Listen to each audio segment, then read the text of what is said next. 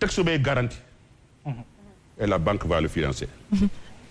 Et dans ce projet-là, j'ai 250 emplois si biir. Je le dis haut et fort. Mais président, est-ce que loolu tam indiwul gàllankoor ci accompagnement bi gouvernement bi war a defal ñi nga xamante ne ñoo di chef d'entreprise? Parce que l'autre jour Bougane président mouvement Gëm sa bopp mu ngi koy wax par rapport au projet boo xamante ne taxawaloon na ko dem jox ko kii di njiit réew mi mais dañoo préféré jëli ji ñi nga xamante ne ñoo di étranger yi. Est-ce que tey jii loolu nekkul gàllankoor bi aussi jëli ñi nga xamante ne ñoo di étranger yi.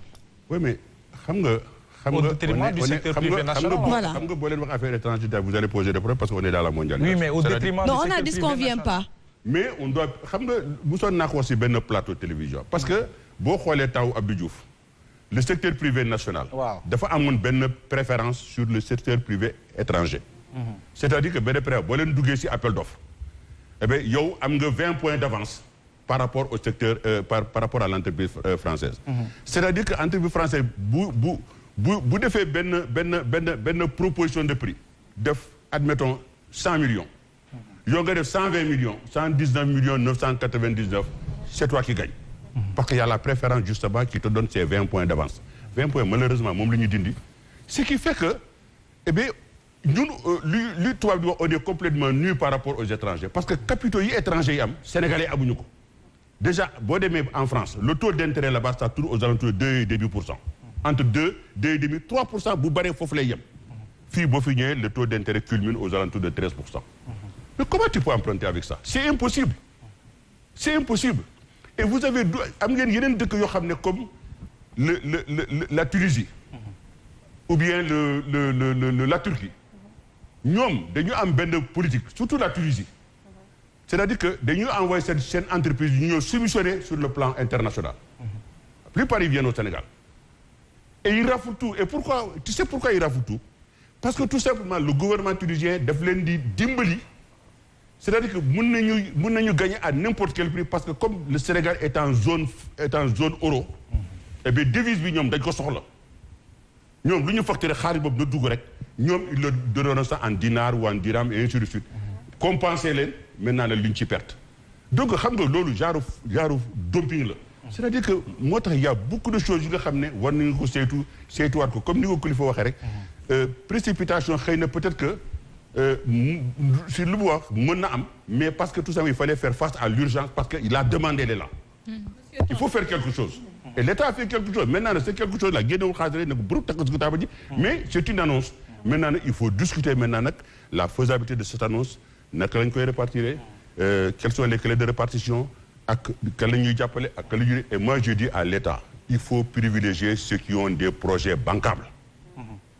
Ceux qui ont des projets bancables du xale yëpp la ñu mën a financer xale yëpp ne peut pas être patron. mais ci wet googu noonu président sànq da nga wax lu am solo au-delà xale yi nga xamante ni dañoo am projet bancable ñu jàppale leen. Et le secteur privé national boobu ñu doon wax sànq ba léegi nee na junj na ko sànq ban yoon lañ war a mën a jaar pour dooleel leen parce que tamit xam nga yaa ko fi wax mooy état mënul jox ñëpp xëy mais secteur privé bi maanaam entreprise privée nationale yi nga xam ne ñu ngi ci réewum Sénégal di employer ay nit naka lañ leen war a jàppale est-ce que loolu itam politique yàqu ko ci bu ñu xamee ne état ku àndul ak moom rek yor sa entreprise. ñu wax sa ndig xëy na yàqal la non question la rek en fait. loolu souvent dañ koy wax mais moi je ne suis pas d'accord ku am genre idée boobu. Parce que état suñu état la. nga ànd ak moom ànduloo ak moom suñu état la. mais loolu lañ fi gis de. waaye mais dafa nank rek état moom ku àndul ak moom yor ay entreprise Sénégal ñu la ko seen dëkk exemple yaa ngi fi. kooku ce sont les extrémistes qui font ça ñoom ñoo mel noonu. non mais exemple yaa ngi fi bëri na. non c'est-à-dire que man dama lay wax dama ne état moo mel noonu. état la état bi ñun ñëpp ko moom ñun ñëpp ko bokk. nga bokk si seen biir bokkoo seen biir mais état bi ñun ñoo ko bokk parce que fondamentalement mais vous devez avoir un sens de responsabilité en tant que républicain. ci kan moo war a am sens de responsabilité républicain. Le citoyen. Le citoyen. Il faut être républicain vis-à-vis des institutions. C'est pour te dire tout simplement que état bi ñun ñëpp ko moom. Maintenant nag am na nu muy fonctionner peut-être neexuma eh bien dañ koy dénoncer mais la manière d'accord alors côté B am nañ question xam naa dinaa ñëw ci yow léegi kilifa c'est important wala bu fekkee na fi jëy dama ko dégg léegi muy wax d'une manière comme si dafa nekk di légitimer le fait que yenn ci ay marché suñu ay autorités dañuy préférer jox ko ay occidentaux plutôt que ñi nga xamante ni ñoom ñoo di doomu réew mi. J'ai pas entendu. Non, je disais que tout à l'heure yaa ngi expliquer le fait que Fatima sax moo la interpellé par rapport ak marché yu bëri dañuy préférer jox ko waa bitim réew plutôt que jox ko sénégalais elle a évoqué tout à l'heure le cas du président Bougane Gueye Dany en ce qui concerne benn data système buy lutter contre la corruption et cetera yow itam nga joxe ton exemple mais ni nga expliquer dafa mel ni marché yi ñuy joxe à l'étranger c'est tout à fait légitime lu ñu war a def la parce que ñun on n'est pas assez outillé pour le faire. Non, c'est-à-dire su ma la déggee. c'est-à-dire en fait bu ñu xañee marché en local en national au profit d'un étranger man loolu dama koy ñaawlu c'est pas quelque chose qui est acceptable parce que ñun ñooy créer ay emplois te xaalis bi fii lay des ñun ñooy créer ay emplois xam nga effort bi nga xamee ne entreprise sénégalaise dina ko def ak ñu muy embaucher nawle mi ñu embauché dëkk ñoo ci benn quartier dina am ay jiixi jaaxa yoo xam ne day am mais l'entreprise sénégalaise day moytu yenn comportement yi xam nga yow wax nga ko sànq fële nga ne ko Total à liquidé na xaw ma 2000 emplois. Bon 2000 emplois c'est exagéré parce que en fait Total dans son ensemble est-ce que ça am nañu 2000 emplois c'est un peu exagéré mais je dis que am na yenn situation yoo xam ne comme Covid bi nu mu dalee ni entreprise yu bari. muy man muy Bougane muy keneen mais déggoo fenn yoo xam ne wàññi nañu wala dàq nañu. waaye am nañ problème waaye terewul ne am nañ problème de président. oui mais bien sûr. waaw voilà mais loolu tamit dee ko waxaale. attends man am naa problème. waaw man mii di wax ak yow di toog fi am naa problème. ñoom mënoon nañu wàññi. ñoom mënoon nañu wàññi de xëy na peut-être dama lay expliquer rek bàyyi rek du man maa génn wax boobu. waaw maa yeggali suma raisonnement. dama ne man am naa problème Bougane am na problème. ñëpp waaw. mais ñun ñëpp dañuy dem trouver d'autres problèmes avec les banques du gas ay câble comme du fromage gruyère dañuy gas fii suul fii gas fii suul fii lépp fii pour uniquement pour employer ñu bañ ko sentir. absolument man chez moi j'ai pas dàquma benn nit. te ba fi may wax ak yow ni amul kenn koo xam ne nee na amel naa ko 2 mois de salaire. mais nu may def ñoom am na ñoo xam ne xaw nañ ko xam tuuti. mais c'est pour ça que je dis damay alerter aussi. parce que émission bi loolu lay jëriñ. émission bi foofu ma am lu mu jëriñ. parce que l'État ñu ngi seetaan ñu ngi xool. il faut ñu jël ci jàngat. ñu xam ne que entreprises yi sonn nañu. et que la solution de l'emploi au Sénégal passera forcément par les entreprises sénégalaises. Absolument. C'est pas les entreprises étrangères. loolu la ñu bëgg a dégg. Non, ça je le dis haut et fort. Ça passera par les entreprises sénégalaises. Moi je connais des entreprises sénégalaises yu nga xam ne aujourd'hui souffrent un peu de la mainmise des entreprises étrangères. J'en connais plein. Suma benn xarit personnel qui est dans les routes mais aussi souffre de ça. te loolu aussi loolu la ñu war a arrêter. Mais il faut qu'on donne la chance à tout le monde et puis qu'on revienne un peu à l'orthodoxie de ce qui s'est passé au temps de Abdou Diouf moom mooy te loolu c'est possible parce que certains pays le font que appel d'offre bu amee eh bien le national bénéficie de ça par rapport à l'étranger. Comme mënuñ leen tëj mënuñ leen empêcher ñu ñëw eh bien on dit l'entreprise nationale a cette possibilité-là a ce point d'avance par rapport à l'étranger. Alors Bintou. Et que ma yokk si l'aide s'il vous plaît. Gis nga aussi li xaw fii c'est-à-dire que les entreprises qui viennent qui s'installent comme ça et qui raflent tout et qui s'en vont mais loolu la ñu war a arrêter aussi c'est-à-dire que entreprise buy installé fii boo jëlee Mauritanie bi à côté mais man j'ai une entreprise en Mauritanie mais j'étais obligé de m'associer avec un Mauritanien parce que c'est la règle c'est l'obligation là-bas tu es obligé de t'associer avec un national mais pour quelle raison on n'oblige pas les entreprises étrangères qui viennent ici quitte à se dire que ok, c'est la mondialisation, vous pouvez vous installer, vous pouvez faire ce que vous voulez, vous gagnez de l'argent, vous rapatriez vos bénéfices, personne ne vous l'interdit, mais vous travaillez avec un Sénégal. Tout à fait. Mais tant que l'on defuñu ko. ça ne marchera pas alors kilifa gis nañ ko su ñuy wax quand même waxu emploi secteur privé dafa am benn pilier bu mu ci joué benn rôle bu am importance alors le président de la République Macky Sall da ko waxoon ne que dina def une préférence nationale au détriment de la préférence étrangère mais on a l'impression tey jii que c'est tout à fait le contraire suñu déggee suñu président nu muy waxee alors qu'est-ce qui empêche justement d'avoir cet esprit patriotique pour renforcer wala dooleel le secteur privé. Voilà xam nga Père Baba moi je comprends sa position et aussi c'est très normal. Quelle position qu'est-ce que tu comprends. bon maa ngi ñëw papa. non di ma ko wax qu'est-ce que tu comprends. maa ngi ñëw non maa ngi ñëw xam nga am na tamit yenn âge yoo xamante ni boo ko amee dem ba accepter toog ci plateau yi di wax surtout nga nekk koo xamante ni di nga am apartheid ak Macky Sall wax na dëgg bon nañ rafetal je comprends mais Père Baba mu ngi wax carrément le problème bu ngeen ko dégloo Père Baba nga koy wax sérieusement quoi mais on sait que Père Baba que ni vraiment les entreprises nationales ne sont pas privilégiées. Sérieusement am na benn wax boo wax léegi ci problème mu enveloppe 450 milliards bi. c'est-à-dire Macky Sall est suffisant wala nawloo wuñu et quand je dis nawloo wuñu mooy ñun ñii ñëpp na parce que plateau yi ñuy toog nii di wax sérieusement on xëppuñu suuf mais critique ak joxe point de vue ak opinion ak rappel ak fi nga foog ni mu ngi baaxul mais je pense que loolu du xëpp suuf. te ñoom bu ñu leen privilégié woon est-ce que yëf yi du gën a gaaw parce que à l'entendre parler on sent que ni dafa bëgg wax que ni l'employabilité des jeunes passe forcément par une formation. Et que formation boobu noonu politique de formation boobu ci ñoom la jógee parce que booy xool les jeunes am na ci ñoo xamante ni bëgguñu nekk comme président Macky Sall wala mais bëgg nañu être comme président Baba Tandian parce que il est parti de rien pour teg dara bëgg nañu nekk comme président Bougane Gueye Dany wala beneen entrepreneur boo xamante ni Mbaye Gueye EMG wala keneen ak keneen est-ce que kon ñoom amuñu woon rôle bu ñu waroon jouer ci politique de formation jeunes yi nga xam ne dañ leen di financer. mais évidemment c'est-à-dire Père Baba wax na ko léegi. les Tunisiens bu ñuy les entrepreneurs tunisiens bu ñuy dem di postuler ji. seen état yi dañ leen di accompagner aider leen. est-ce que mus ngeen dégg une entreprise sénégalaise bu dem gagner benn marché en France. musu leen ko dégg. saa bu ñu gagner marché ñun fii la ci sous-région bi tali la parce que suñu fort la dañ ko mën. non dañ ko mën dañu mën a defar tali te dinaa ñëw ci benn histoire entre. Baratal ak Eiffage dinaa ci ñëw pour wan leen ni leen lii daf fi yàgg c'est-à-dire ñun on est sous l'emprise de la France nos présidents man dama koy wax surtout fii Sénégal président bu fi toog préfet ngay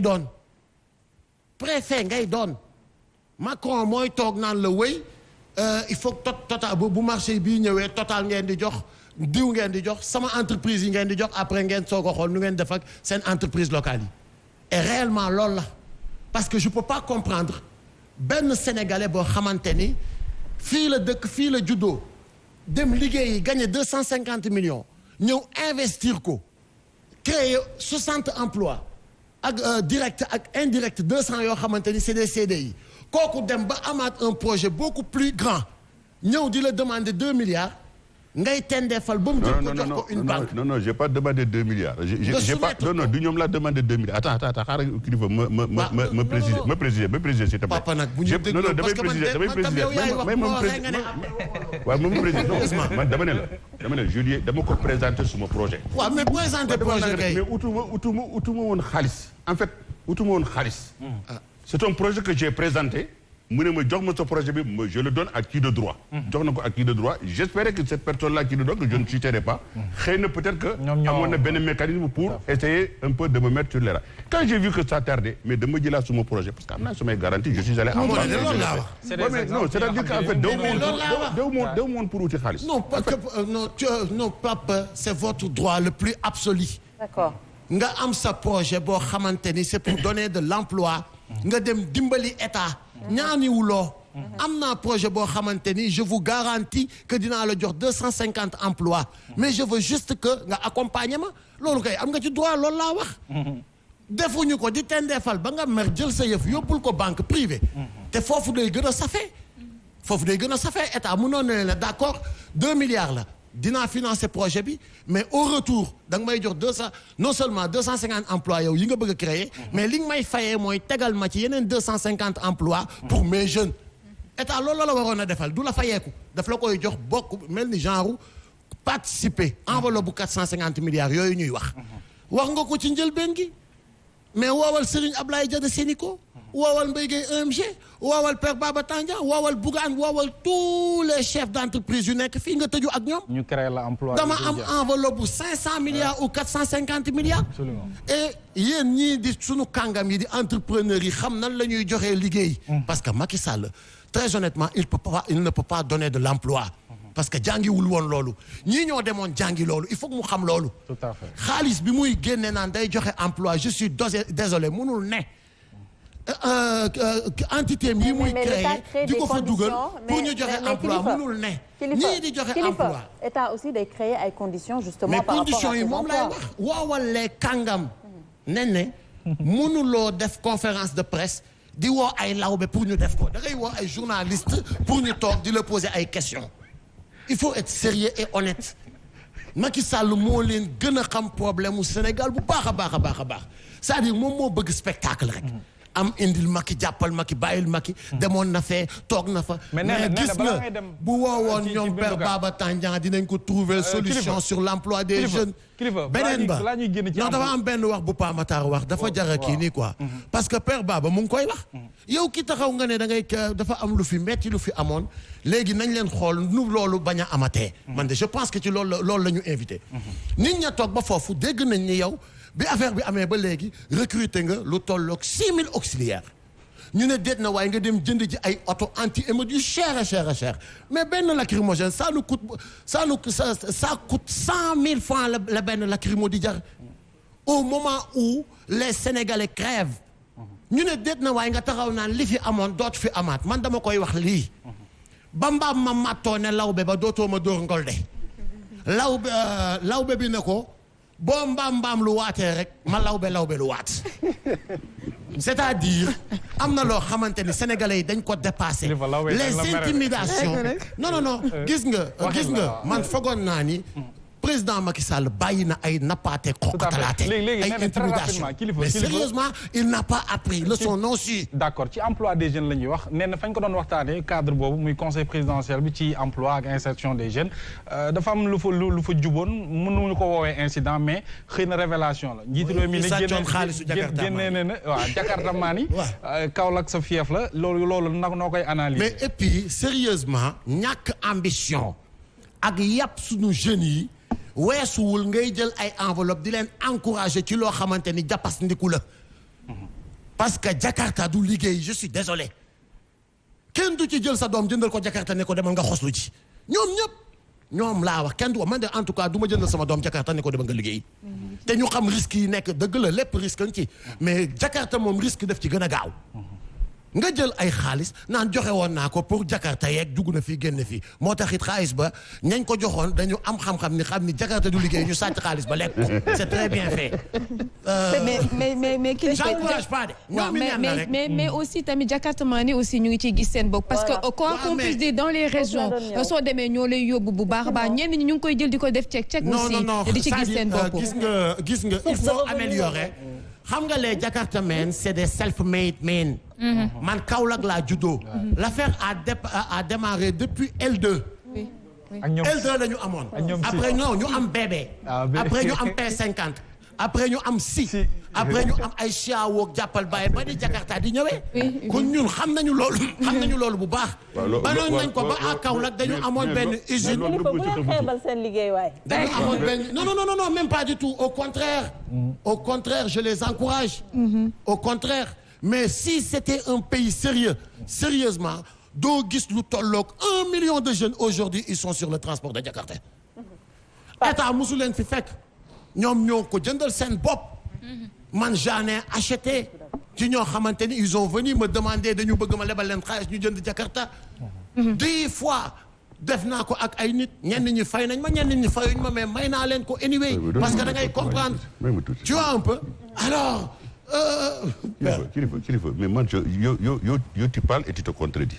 Comment? Attends toi tu dis que état di jël xaalis di dugal ci ay Jakarta loolu jafandu la mais loolu liggéey et maintenant tu viens me dire que temps wu Kaolack à l'époque y avait xawma lii ban marque mobilette ci Xiao et tout ça ba ñëw ci Jakarta donc ce qui veut dire que affaire bi amoon na antécédent ce qui veut dire que am na ñu si doon gis seen bopp am na ñoo xam ne si la ñuy génnee seen dépense les gens travaillent ba tey jii nii alors moi je dis mais pour quelle raison aujourd'hui l'État dit damay jàppale am na ñoo xam ne dañu ko def seen vocation ah am na ñoo xam ne xëy na peut-être que le travail individuel am moo leen neex damay jëndaat am na ñoo xam ne mais nga tëj leen ci entreprise état taxaw ne dafay jëndaat ay Jakarta état warul taxaw di jël ba Jakarta ça coûte rien booy ñu ngi koy jëndal seen bopp foofu laay waxee état na xool nu mu leen organiser état na xool nu mu leen encadrer état nañ xool nu ñu leen protéger les Jakartaman ils souffrent dañ leen di laaj ay papiers dañ leen di laaj permis de conduire di leen laaj assurance dañ leen di dagguloo ay affaires yu cher alors qu'ils ne gagnent pas plus que ça. D'accord foofu laay waxee. D'accord nañ leen organiser dans toutes les régions comme am na fa léegi ñu def ko comme ni ñu organiser taxi yi. utal leen ay blouse. utal leen bureau utal leen ay agence ak tout. mu nekk loo xamante ni dañ koy professionnaliser. parce que transport la moyen de transport la. alors foofu laay waxee. maa ngi ñëw ci yow Bintou parce que da nga am benn question après ñu dugg ci solution yi ak président c'est important également qu'on essaie d'évaluer ñu essayer aussi teg ay solutions parce que il faut peut-être que nit ñi jàngee ci loolu mais Pape Makhtar sànq yaa ngi doon waxu lan 2000 emplois fan nga teg loolu yow tamit Pape. parce que da ko lire ci dette bi. non si net bi la ko liiree te ki ko bindee si net bi yoo xamuloo fan la jëlee source bi mais boo xoolee grosso modo globalement les emplois de Total je crois pas que egg de 2000 man si sama xalaat. alors d'accord au-delà de sa xalaat dafa am ay faits en fait ki koy joxe mooy Cheikh Diop bi nga xamante ne moo yore syndicat wu ñi nga xamante ne ñooy travailleurs yi. dafa ni Total. 70 stations nañu saccagé te Total seen responsable nee nañ au minimum dinañu employer plus de 30 personnes boo jëlee 28 personnes plus de 30 personnes par station 30 personnes par station. Non, c'est impossible. ñoom ñoo ko wax. non ñoom ñoo ko wax man je reviens pas sur ça. ñoom nee nañu EDK boo ma nee dinañ ko def je suis d'accord. ñoom nee nañu c'est grand, c'est immense. Ouais, non, c'est sérieux. Non. EDK c'est sérieux. Total pouvait être sérieux. EDK c'est sérieux. Total pouvait être sérieux comme EDK bu ñu respecté woon Sénégalais. Total yëpp rëy. Total yi rëy. Total doo fa fekk douche. doo fa fekk jàkka doo fa fekk dara doo fa fekk restaurant. Sérieux? Non, Père Baba, il faut dire les choses. Dañu toog pour régler des problèmes. Alors, man, je reste sur le factuel. Information yu ma jot ñoom ñoo ko joxe, c'est des informations yoo xamante ni peut-être mën na doon dëgg mën na bañ a doon dëgg. Alors, ñoom nee nañu station bu nekk minimum dina employer 30 personnes. Bu ñu la nuyee 70 stations nañ jotoo saccagé. Information bu génnee ci presse bi boo xoolee 70 nga multiplier ko par nga diviser ko par 2000 ça te donne 70 xawma 30 nga diviser ko par 2000 ça te donne 70 stations yi nga xamante ni dañ ko saccagé. Donc loolu mën na nekk lu plausible. J'ai pas dit que c'est vrai mais lu plausible. Maintenant li ma bëgg wax rek mooy lu ndaw la en fait bu ñu nuyee par exemple que état bi amul vocation de financer waxuñu lu bees lu ñëpp xam la.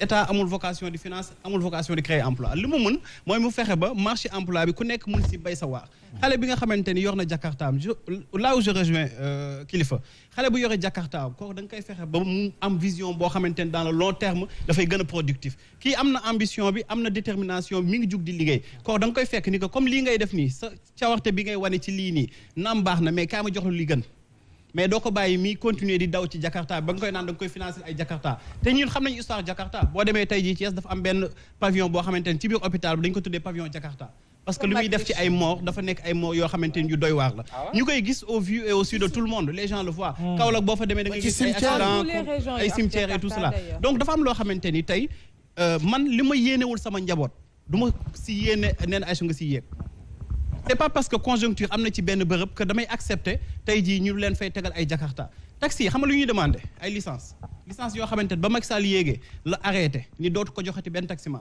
alors que tey ñun ñëppay toog dinaan taxi dañoo màggat taximan yi bëgg nañu renouveler seen parc mais mënuñu am licence bi parce que Macky Sall nee na day arrêté licence yi donc ñooñu boo leen joxee licence nga ubbi licence yi dina am benn jakartamaan wala ñetti jakartamaan yu constitué en GIE ni kii bu xëyee tey kii gond suba kii def leneen ak leneen donc loolu nañuy xaar état du Sénégal mu accompagner ndaw yi accompagner seen volonté mais pas mi xalaata répression wala di demee ci ay affaire de ñi dañuy xëpp suuf wala dañuy kii ñun li ñuy wax depuis des années ñi ngi koy wax président Macky Sall daf ñu conforté 2020 ba muy def discours am bi nga xamante ne defoon nag le 3 avril dafa ni dinañ fexe ba revoir l'ordre des priorités waxuñu leneen lu dul fexe ba xaalis bi nga xamante ne mooy xaalisu askan bi dem ci askan bi ba ëllëg dinañ mën a équiper ay hôpitaux équipement boo xamante ne dinañ am sax ay alarme incendie ba bu court-circuit amee dootul rayati ay 4 enfants parce que tey jii xale yooyu dee foofu noonu bu état bi liggéeyoon loolu duñ ko waxtaanee bu état bi liggéeyoon tey jii nee na Aïcha duñ leen ni Kolda toog na xaw ma ñaata année mënuñu am gynécologue ñu indil leen benn gynécologue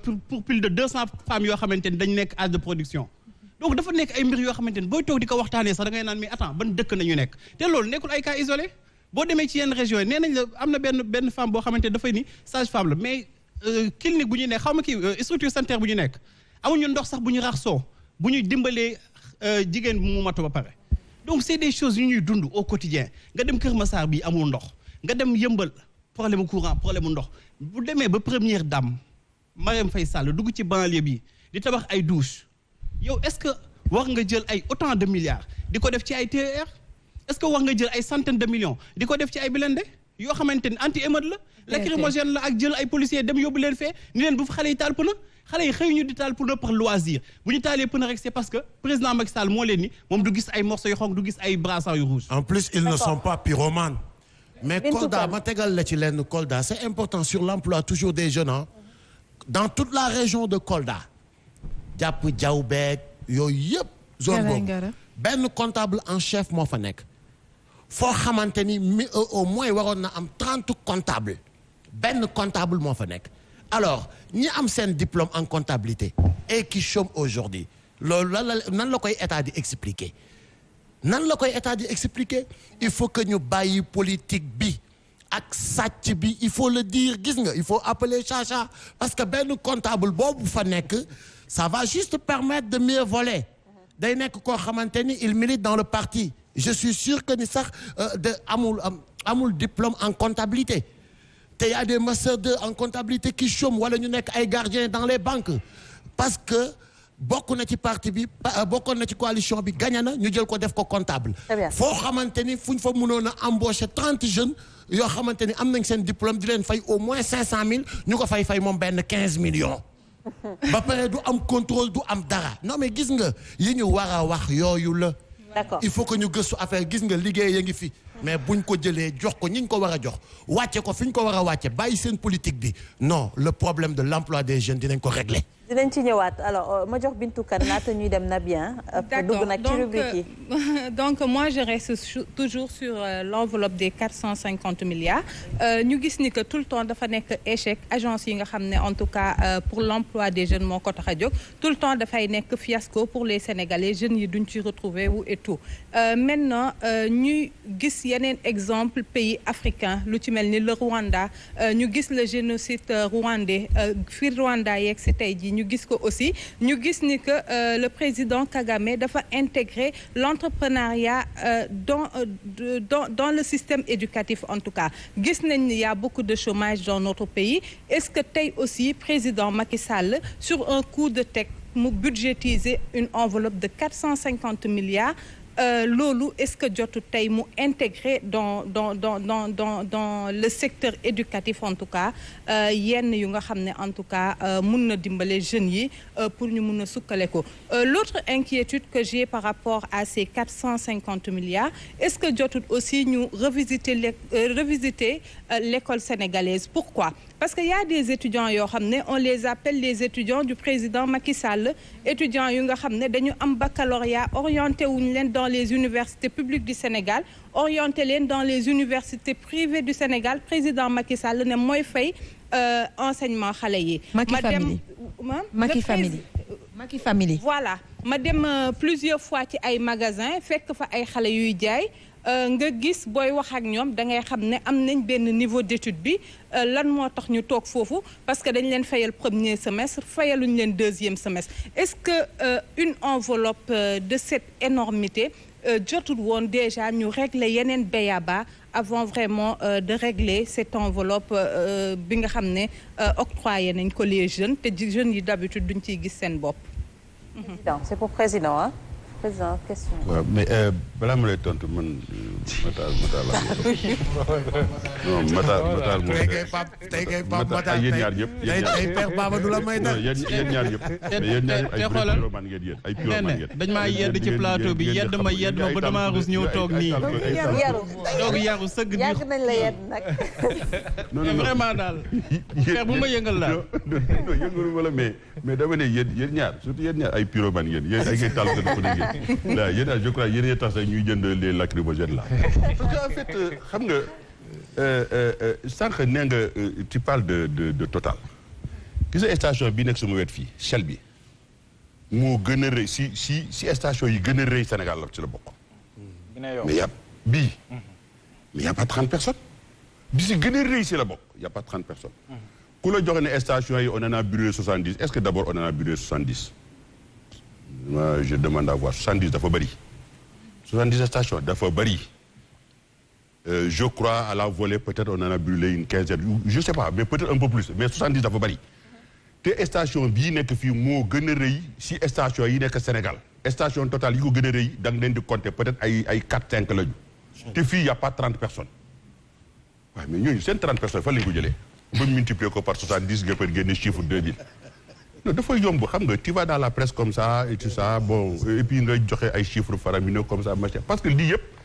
quand je dis encore une fois il faut que ñuy dal y a eu une situation y a eu un problème il faut pas rajouter au problème li Auchan subir ça c'est dommage que si on peut en parler li Auchan subir dégâts yi Auchan subir mais Auchan daxul nit ñi fa amoon CDI la ñu arrêté c'est normal yow yaa ngi ci benn magasin di fa jàng pour ñu jàngal la et tout ça ñu toj magasin ba mais forcément ce CDI dafay taxaw net loolu la Auchan def te li ñu yàqal ci Auchan yàqaluñu ko Total.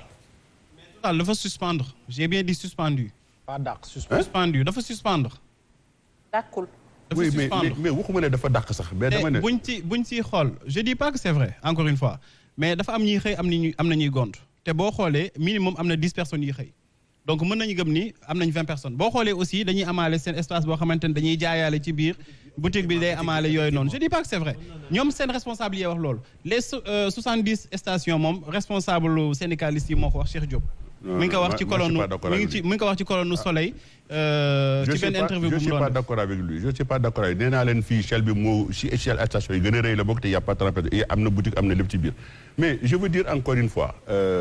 les amis xam nga fii plateau bi il faut que mu am lu mu jëriñ plateau bi il faut que mu am lu mu jëriñ c'est-à-dire que essayons de construire quelque chose autour de ce qui a été dit autour de ce que l'État veut faire est-ce que c'est suffisant ñu ne c'est pas suffisant il faut nga yokk ko est-ce que na nga koy defee est-ce que nii la non jëlal voie bi moo gën parce que moi je trouve que quelque part aussi parfois je dis xëy na peut-être le président n'a pas suffisamment de très bons conseillers.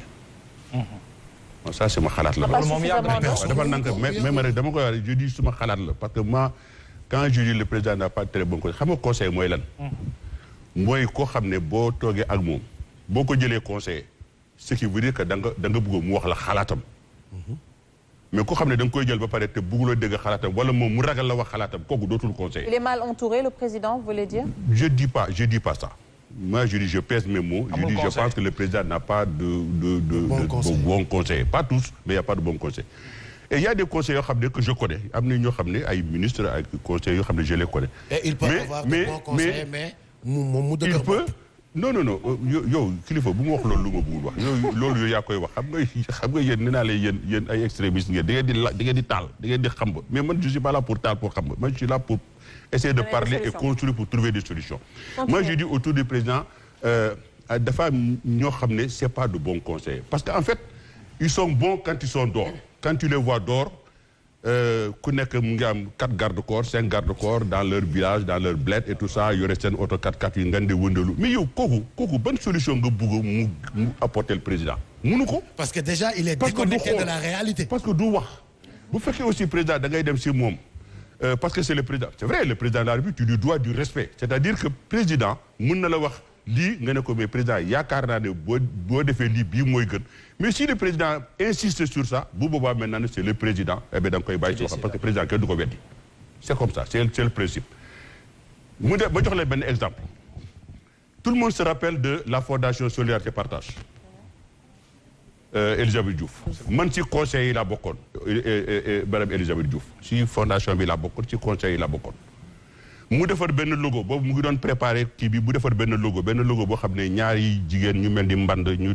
lonkote loxo et tout ça alors donc elle pense que loolu boo soda mën na ko mais madame ça ce n'est pas explicite les gens ne comprendraient pas moi je te propose autre chose mu ne non j'aime bien ça et tout ça ma insister parce qu'en fait c'est ça le rôle d'un conseil ma insister ma ne ko soo bëggee nit ñi ak capter ce projet tout de suite mais da ngay jël benn mburu nga damm ko ci digg bi nga jël loolu nga kii ko mu ne ma tànjaan d'accord mu jël loolu la def si plaquette am le premier numéro plaquette bi man maa ko imprimé loolu lañ ci def mburu bu ñu damm mais si angle bi ñu seen benn kii vous vous rappelez de ça et il l'a adopté te loolu moo gën a vulgariser c'est-à-dire qu'en fait c'est ça un conseil da ngay ñemee wax su président insisté nag ne la non tu bu boobaa maintenant na nga recul mais tu auras quand même jouer ton rôle nga waxu ko mais bu fekkee président bu waxee rek nga ne pour noppi rek dem sa baaraam ba ko toog jàpp njàmbur comme talibé wala boo pare boo duggee doo wax boo génnee nga dem si sa bled foofu sa dëkk foofu sa yore sa 4x4 ak sa 5 garde corps kenn mënu la jege mais à quoi ça sert c'est sûr alors dinañ ñëwaat ci invité yi xam naa dañuy dem ci Momo moom itamit moo am nu mu def ak internet yi ay ca nene Momo am na loo leen digoon de digoon naa leen diggee bor la de ñàkk koo def wor la loolu la gars yi di faral di wax ayca newoon nañu bu ñu eggee. te yaa ngi ci 5000 partages. alors dañoo sax xarañ. dañoo xarañ de. 5000 partages te 2000 lañ leen laajoon. c'est énorme ah. ouais mais il faut ñu continuer quand même. ayca donc wéy leen di partager donc Sen TV rek moo mun lu ni mel GP actuellement ñi ngi toll ci 5000 partages normal parce que débat bi moo am niveau et que également jeunes yi ñoom actuellement dañ ci gis seen bopp bu baax a baax. bu ñu waxtaanee jeunesse xale yi Sénégal yëpp dañ ciy gis seen bopp donc ñoo leen digoon que ni bu ñu eggee 2000 partages dañuy maye 500 000 francs egg nañu 5000 partages ñu maye 500 000 wala ñu doublé ko. bon nañu yem 500 000 d'abord ba guddi gi di waaj a jeex bu ko defee ñu xool ba xam dinañu egg 1 million ci ndorteel maye woon nañu 250 000 donc nañu xool fii léeg émission bi di jeex ba xam dinañu mën a maye 1 million de francs mais là actuellement dinañ yem ci 500 000 francs yi donc gars yi ñu ngi commenté kii nee na le débat et le niveau est haut donc moom ni mu ko bindee nii sax ci tubaab man dama ko comprendre wul ma gars yi moom seen tubaab parfois da ngay.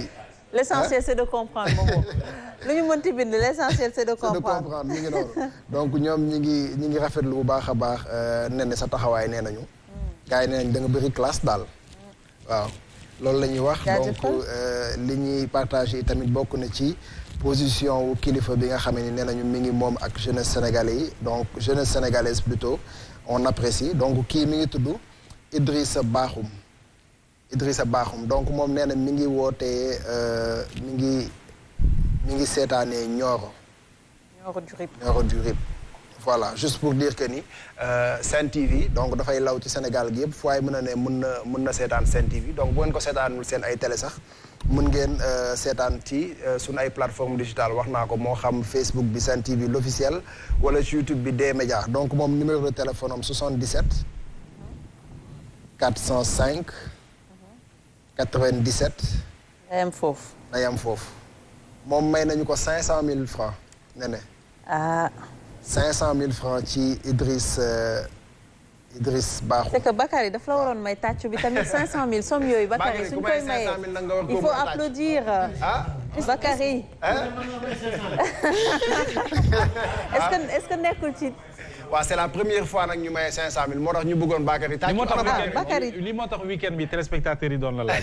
gis nga de est-ce que duma dem wuti ji ay numéro yu bari sax. ñu nag téléspectateurs yi ñoo far donc maye woon nañu 250 000. kilifa nee na ndax moom nga ko may. maye nañu 500 000 kilifa xam nga yow nag da ngay maye Jakarta yow yaa war a maye waat nii rek ñaata Jakarta nga mën a maye waa Kaolack yaa ngi réagir de micro bi. non mais de toute façon Kaolack moom on a un projet pour Kaolack. te incha allahu rabi lépp day dugg ci social rek. dinañ ko fësal waaw lépp ci social la. waaw lépp ci social la mais xam nga baaxoowuñu aussi social di ko wax. parce que loolu bokk na ci li may dénoncer li yàq réew mi parce que man Père Baba bu weesoo sérieusement chef d'entreprise homme d'affaires man xam naa ko ci social. mais du ngeen ko gis mukk tamit ñu mu koy fësal. yooyu aussi bokk na ci qualité bi tax man nawloo ko. franchement malgré nee na pyromane la.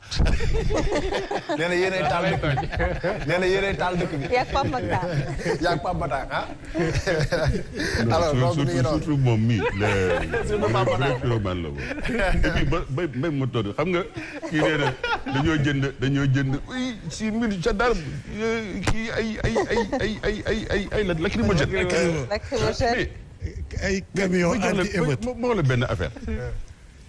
fii bi ñu doon émeute ba mu amee fii à Yoff fii laa nekkoon le jeudi vendredi si buntu bi laa nekkoon avec les gendarmes et il y avait près de 700 jeunes ou 1000 jeunes yoo xam ne ils voulaient absolument casser le Auchan en face te Auchan boobu xam nga bu ñu ko tojoon est-ce que bu ñu ko tojoon xam nga danger bi naroon am mooy Auchan dafa naroon plier bagage dem yoonam parce que Auchan bi c'était le centre nerveux de Auchan. C'est la direction générale. C'est la direction générale. C'est la direction financière. C'est la comptabilité. C'est la direction de la sécurité. Mais c'est l'administration. Surtout il y a 200 personnes yuy xëy fii mais ko bu ñu ko tojoon et puis c'est-à-dire que dispositif Auchan yëpp et se trouve là loolu kii bu ñu ko tojoon dajji ko parce que booy dañ daan sàcc ba sàcc ay câble figure-toi la fa nekk si ordinateur ci les chèques les factures des entreprises yëpp dañ ko doon lakk mais Auchan lenn moom xam naa ko ils allaient payer moo tax gis nga affaire bi dañ coo xaroon suñu tànk tubéy c'est grâce à ces lacrymogènes là man moom ma wax la ko nag gis nga bu woon lacrymogènes yooyu man mii sama boobu sax xeeñtu naa ko ba keroog la laa demee damaa feebar parce que su ma budd en tout cas donc merci beaucoup. gars yi donc moom yaa ngi 750 000 parce que alkaati mënul dox te yore yow lacrymogène c'est normal ah lacrymogène si la bokk les 6000 policiers du pour ay émeute parce que émeute c'est exceptionnel. D'accord. émeute du toujours lay am. émeute am na léegi dootuñu c'est-à-dire parce que je crois que les Sénégalais sont assez intelligents pour dire que émeute dootuñu ko def. léegi ñun bàyyi ñu fay lakk gi nii. waaw si c'est baax na si loolu baax na si. donc may nañu 500000 léegi. déjà 750 guddi gi demagul fenn ñu ngi ci 750000 quand même ah. donc fii léegi ci kanam incha allah bëgg nañu egg 1 million voire même dépasser ko donc yéen a ci des woy leen di réagir ci suñu ay plateformes wala ngeen woote ba tey je vous rappelle que bu ngeen wootee itamit mën ngeen am chance ñu jox leen ci xéwal yi 88 le 628 89 90 bu ko defee fii léegi ci kanam incha allah ñu jox leen ci xéwal yi nga xamee ne yéen téléspectateurs yi ak internautes yi. yéen a ko moom nene mu ngi noonu Momo kon dinañ la retrouver waat léegi parce que c'est important il faudrait que ngay bégal ñu ñuy seetaan suñu internet yi nekk ci plateforme Sen TV officielle ak YouTube bi yëpp c'est important yaa ngi ci 750 000 te bëgg nga yegg 1 million amaana sax nga dépassé ko xam naa léegi lay doonaat dinañ ñëw ci yow mais laata ñuy dem également ci rubrique yi dañuy dem ci sangu-sang yi Mohamed moom tamit mu neexal plateau bi un peu détendre un peu l'atmosphère comme ni mu koy defee guddi gu nekk. ne waxtaan wi nekk fee dafa neex. trop xam nga lu tax waxtaan wi neex. mooy amul débordé boo xam ne yaa ngi xool seen kanam yi sidit di ci génn. te ay dëgg mu ngi génn yoo xamante ni kenn ku ne yaa ngi xam ne li dëgg la taxul mu ngi am kaf mu ngi am ree xam nga li ngay wax ci kaw du yuuxu boo ko waxoon nànk rek dañ lay dégg. waxtaan wi daal neex na fee lool mais dama bëgg man bàyyi bis ni ki tey fii may toog dem bokk ci ñiy def kër balaa korite gee ñëw may jëm ni ñëpp di partager ni ñëpp. waaw sama Facebook sax dama bëgg a changer sama tur changer sama photo tuddee sama bopp Samba Gaye. est-ce que xam nga ci jotaay bi fii. am na ku ci changer compte Facebook am. Nafi Dieye la Nafi Dieye la Nafi Dieye la changer di commande depuis sànq ñu ngi koy gis muy commenter di commenter. maar changer na. maar gis naa mu changer ko numéro yu bees la ñuy ut. non man moom gisoo yor naa ñaari téléphone léegi mais damay zem ba sama baaraam bi karam. am na commentaire bu ma zappé Bougane la de. waaw moom day daw moom yéeg waaye ci mu ngi noonu tey nag dañ fee dalal koo xamante ni li may wax saa su nekk Mohamed. télé bi la ñëpp di seetaan. c'est vrai waaw waruñu fee dalal koo xamante ni bu nee der rek ñëpp zappé. damay bëgg ñëpp di ko déglu tey nag sëñ Abdoulaye Mbaye laa dalal. mu nekk gonek Tëngéej gonek Thiès gonek fépp nekk jàmbaar lool bokk na ci yi ma gën a neex mooy li ak Saadi wax dafay mokkal xasiday Serigne Touba yi. bokk na ci li ma gën a neex dafa respecté jëmmam ci sañse ci lépp ci organisé xoolal xale bu ndaw la dafa teel a am oto teel a bëgg boppam loolu la ma neexee ba pare mën way teg ci dama bëgg mu daal di ñëw taxaw fii daal di ñu béggal ci mbindum mag ñi waaye dama koy may Serigne Moustapha Dramé nag yàlla kese Dramé Kandji Socé waaw kooku ku xam tur yàlla la lu ma wóor lu ma leer ay ca sama rak ñu daal di doxal xadaasa faqra minni nasra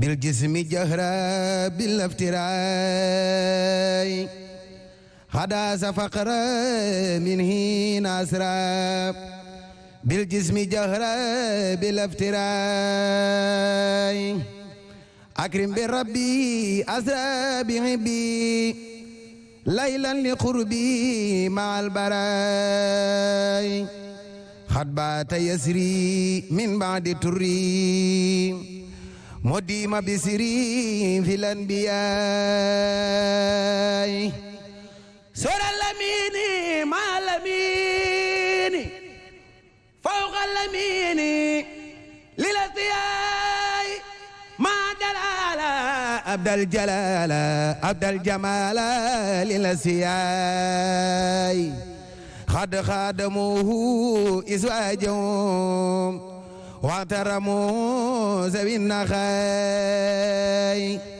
wasaada fiim wa baanaanum wa siinaanum baada tixaay xad aaba layla xad sabba nayla xad faaqa sayla min zil baxaay xad jaabi mayri lil ahli xayri wa baabi dayri alu saxaayib haazal kamaala faaxa rijaala jaasal majaala bil i'timaay naala jalaala naala jamaala mimman taala rabbi samaay naala jalaala naala jamaala mimman taala rabbi samaay akrim bi aali haami iyaali ra'i rijaali hisni nisaay ni'mal aziimu ni'mal kariimu ni'mal muqiimu li ru'asaay kaafil xaruuri ma'il xuruuri mootil buruuri bilaa nasaay baadi diyoori ma'al xuyoori baaqi suroori lil jullataay loom tidaay baada najaay hinda sabaayi wa fil bataay salaatu sitta bi mati sitta tati bata mati saay alayhi salla rabbun ajalla fafaaqa kulla fi laskiyaay alayhi sallam wala marafaaxam wala jraasam fi laskiyaay alal atiixi baabi tariixi aqil wusuuxi kullu ridaay alal wasiiri shayfil basiiri ridal xadiiri mujril xadaay halaa diyaay haqilayaay xayru ridaa'i min silbaxaay alal xariibi laysil urubi ridal mujibi maatixaay ala saaba zawil ijaaba yawmal kaaba rida sanaay ala saaba zawil ijaaba yawmal kaaba rida sanaay ni marijaalu law majaalu nilu wanaalu waqtaladaay ni marijaalu law majaalu nilu wanaalu waqtaladaay ni marijaalu lahum majaalu nilu wanaalu waqtaladaay rida samii'i alal jamii'i يوم الخسوء يوم النداء أرباب خيري أرباب ديري لباقي ميري أو اعتدائي كل سجاو لو ارتباع لو ارتفاع واخترفاي نهم الكمات نهم الهمات خد الأمات بالاختفاء بما فوت وما جفوت بهم نفيت سيب افتراي تروا لخير أعداء الديرة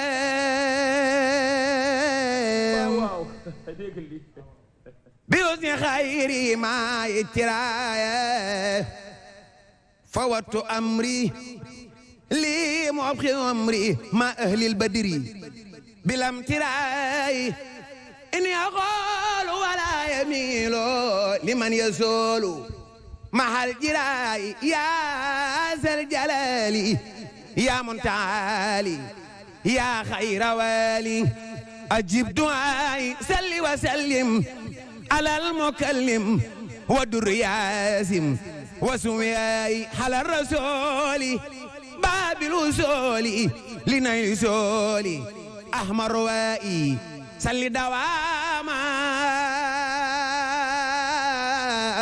وسي السلاما واذكر خلاما لي وبناي يا ذا الإرادة يا ذا الإفادة خلد سعادة لي بيوتناي خن اعتداء زن اعتداء زن اعتداء بلا ناي سافي اختفاي بلا جفاي طيب خساي طيب خدائي يا ذا الوجود كلي بجودي وجن وجودي فوق اللداي قبل الوداد خل المراد يا من أفاد بلا كراي قبلي برورا خن الخرورا عبدا سرورا لكل راي واذكر خلامي وامت كلامي بلا ملامي ولا امترائي سدد لساني نوير جناني سفي اماني وزد براي زه تديرا لي قط ميرا فلتك في جورا لمن يراي عن خسيالي من الدلال وبالالال خلي السراي قني هتابا خذ للكتابة واقبل متابة يا ذا سراي يا خير ربي خير المربي طيبت قلبي بعد ابتداي صل وسلم على المتمم وكل ياسم بلا انتهاء من زنني خير قديم المصطفى فإنني أخدمه بما استفى من زنني خير قديم المصطفى فإنني أخدمه بما استفى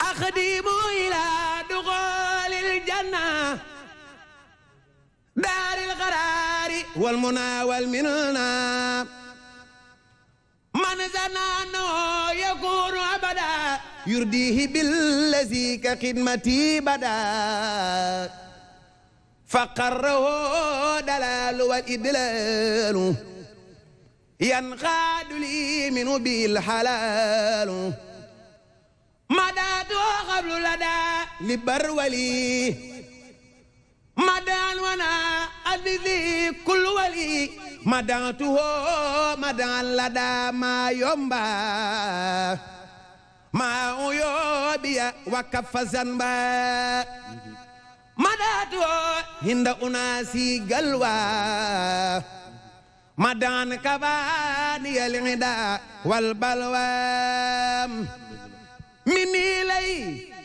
خدمة القلادم روضته إلى القيام عزمات ردي عني سبته جيلاني علي رضوان الذي أعلاني ردي عني سبته أبو الحسن علي رضوان يخلد الحسن ne bu doon téléphone danoo bippe rek kilifa xaaral ba deuxième partie ma firi la lii mu wax nga xam ne kenn du sunu mag ñi ñu ngi dem ñëwaat léegi du yàgg nee waaw. Ismaïla Aïdara. waaw borom DG confidentiel Afrique. nee na may na ko 100 000 francs. après dina ko kii jar na 1 milliard waay. te nee li ma la wax sànq rek. man gëm sa bopp laay dund. dëgg la. mooy damay bëgg lu ma fi indi lu ne. ñu xam ni kii ndaanaan la. li Saliou Khoule di wax chaque jour. te bu ñu demee deuxième partie ci nga xam dara léeg-léeg damay am aal waxtaan léeg-léeg du ma am aal mais tey moom yëg naa ne aal bi ñëw. nañu dem ñu ñëwaat. tey foog nga waxtaan. bindum sëñ Bamba bi faaw nga firi ko. sëñ bi nga baal ma. waaye boo déggee sëñ bi. lu mu fi woy tey ak lu mu fi wax mes deux amis là. mes deux amis là xanaa tey on doit être constructif. mais faaw nga xam ne ventulo. dégg nga frigo rek mes deux amis là. les pyromanes là. xanaa tey di ngeen wàññi seen dangar. mais faaw nga xam ne. parce que seen patron daje naa moom léegi bugaan. waaw. ne ko mais booy yow il faut ma taxañ la yóbbu la si fële nga nekk fa conseil mu ne ma non bàyyi fii rek ba sànni ay bomb fii moom waxatul lacrymogène moom ay bomb la mu ne ko waay booy bi nag moom il faut ma yeew ko yóbbu ko dexu Guinée ma xam sóob ko foofu yóbbu ko comprendre donc vraiment sëñ bi ñu ngi rafetu sa jàng neexal nga plateau bi deuxième partie dàq deuxième partie dàq ne ko frigo faaw nga xam ne ci biir day seddal waaye boo demee ba ci ginnaaw ventulo ba fa ne day lakke loolu lay àdduna rek asi ñu dem ñëwaat dëgg ngi noonu nag Mohamed deuxième partie dina neex mu ngi noonu deuxième partie bi moom mooy dàq dina ñëwaat ak yéen moom moo xam naa dina mayewaat lu bëri sànq da nga maa tiital sax moom 500 000 yi nga ni ma waaw kontaan naa ci yow trop donc deuxième partie lay dàq deuxième partie également ñu indi fi ñoom Nafi Dieye ñoom itamit ñoom Fatima ak Bintou Kane ñoom itamit seen ay rubrique mais dañuy marquer une petite pause ñëwaat wéyal waxtaan wi incha allah